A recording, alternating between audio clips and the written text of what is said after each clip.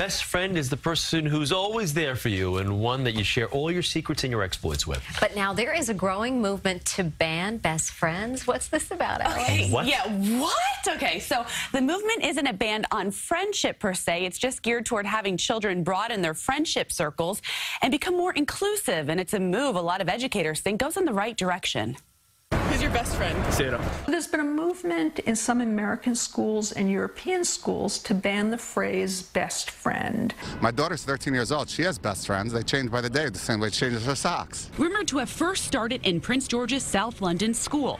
This push to break up best friends is catching on, says clinical psychologist Dr. Barbara Greenberg. The idea of banning the phrase best friends is a very intriguing social experiment. And while it may be raising some eyebrows, That's really disheartening.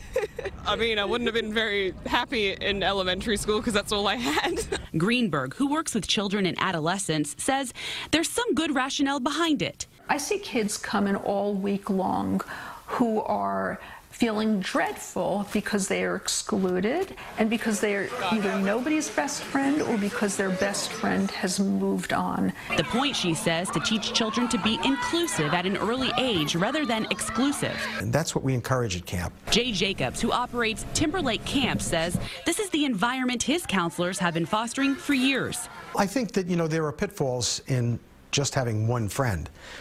Remember, as you grow up, interests change.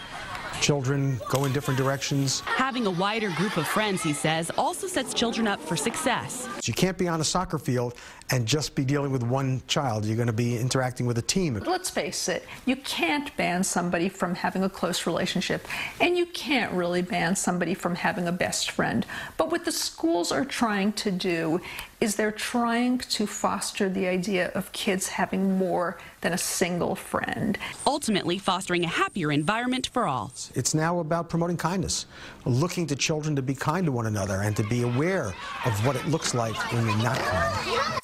Dr. Greenberg is also a fan of assigned seats at lunch, so no child is left alone.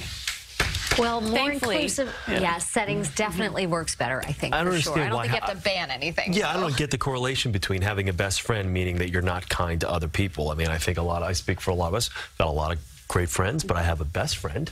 You know what I mean? Me, I know. Who's been with Thank me. you. You know who you are? Yeah, we know. You're going to tell me we can't be best friends anymore. What am I going to do? I'm going to be lost. Oh, no, I get it. You want everyone to be together and get along. And it's also, you want your kid to see that. You hope your child is raised well enough that if he sees that child who's eating at the lunch table alone, that he'll, be a leader. I've always said, be one of a kind, not one of the crowd. Be that person to go over there and sit with him, and your other friends will follow. Exactly. You know what I mean? You can be kind, but you can still have that best friend. Yeah. That's my feeling. But what do I know? Time now is